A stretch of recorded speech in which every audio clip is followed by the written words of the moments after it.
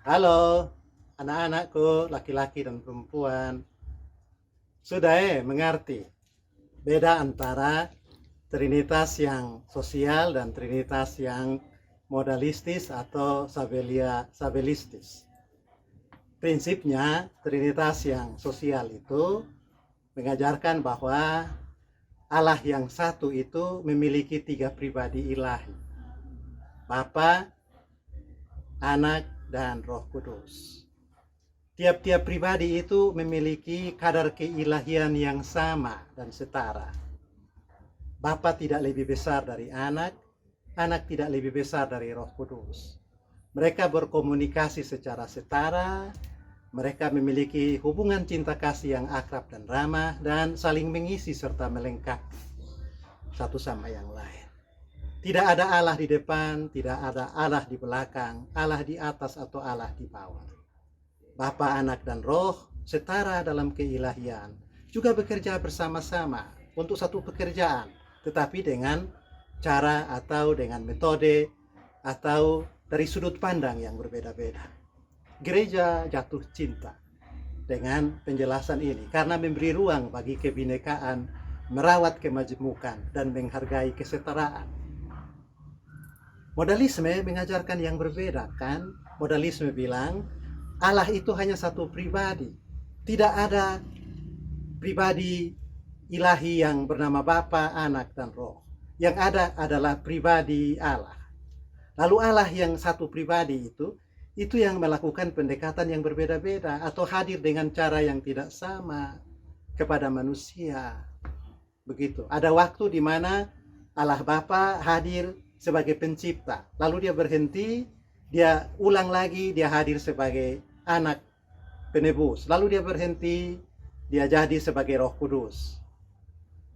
Itu kata sabelianisme. Sedangkan menurut modalisme, pribadi yang satu itu kadang-kadang ganti topeng. Dia pakai topeng Allah Bapa, lalu dia buka ganti topeng baru Yesus Kristus, dia topeng baru Roh Kudus. Ya, gereja keberatan dengan penjelasan itu. Ya, karena tidak ada yang unik dari Allah, kan? Kalau bilang Allah itu hanya ganti-ganti topeng atau ganti-ganti peran, satu pribadi hanya ganti topeng dan ganti peran, maka Eben Ubantimo juga bisa begitu. Dan memang tiap hari Eben Ubantimo bikin begitu. Coba kakak dan adik bayangkan. Di rumah kalian panggil ayah untuk bapak. Itu sekitar jam 6 pagi sampai jam 8. Lalu kemudian bapak pergi ke kampus. Di situ bapak sudah jadi dosen, bukan lagi ayah. Keberadaan bapak sebagai ayah di rumah habis. Lalu nanti hari Minggu bapak pergi ke gereja, bapak jadi pendeta. Keberadaan bapak sebagai dosen dan keberadaan bapak sebagai ayah habis. Nah, bapak juga bisa jadi Allah, kan? Kalau ikut penjelasan modalisme. Dan karena itu gereja tolak, karena tidak ada yang unik dari Allah yang disebut Tritunggal itu. Tidak ada yang baru.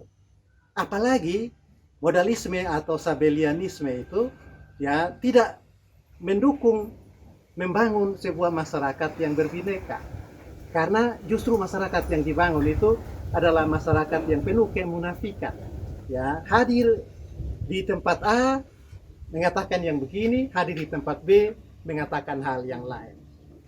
Itu dia bahaya modalisme. Bapak sudah jelaskan itu dan semoga kalian paham. Nah, sekarang Bapak mau lanjutkan dengan penjelasan tentang trinitas yang subordinatif. Memang kakak atau adik tidak tanya itu, tapi karena Bapak sudah janji, sekarang Bapak mau menjelaskan. Trinitas yang subordinatif itu bermula dari ajaran Arius, seorang bapak gereja di sekitar tahun 270-an sampai dengan 335. Arius bilang begini, pernah ada waktu di mana sang anak tidak ada.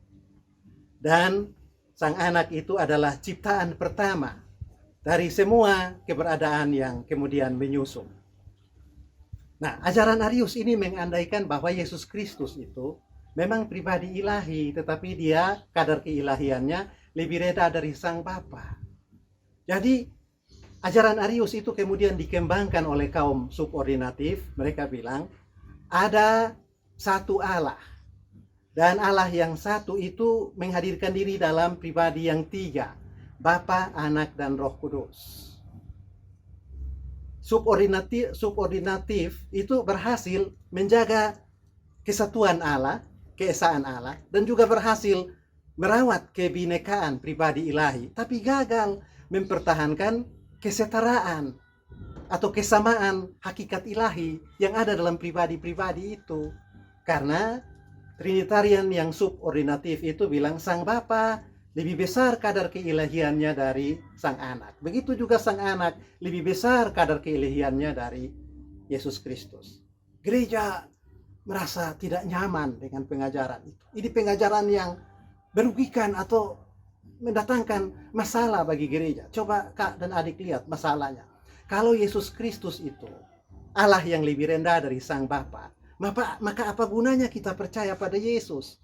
Sebab bisa saja terjadi Yesus menjanjikan keselamatan, tapi karena Allah Bapa lebih besar kadar keilahiannya dari Yesus, Allah Bapa membatalkan, menganulir ajaran atau keselamatan yang diberikan Yesus. Jadi sia-sia kita percaya.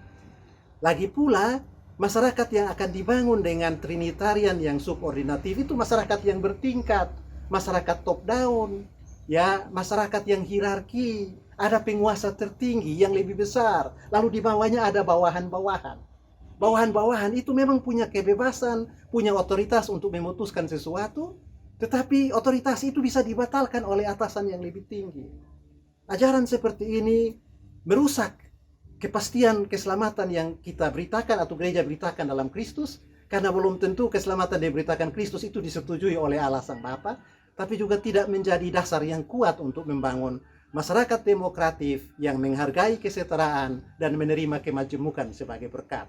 Gereja tolak ajaran itu. Ya, ajaran ini seperti tadi Bapak bilang itu Arius yang kembangkan.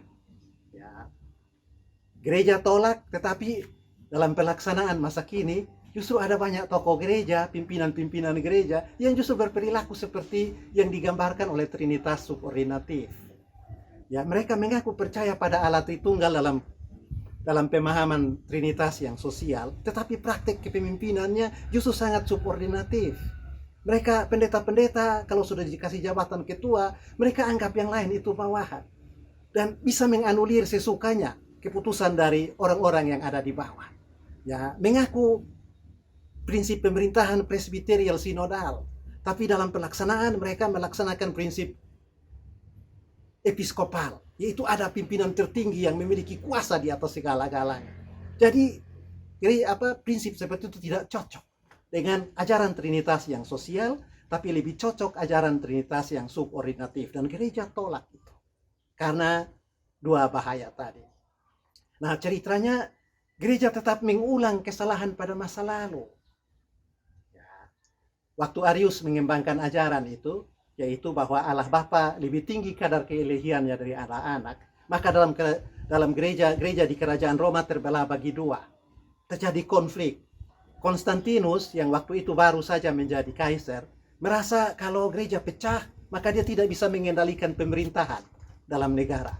Karena itu dia berinisiatif untuk mengundang para uskup bikin konsili oikumenes yang pertama tahun 325 di Nisea.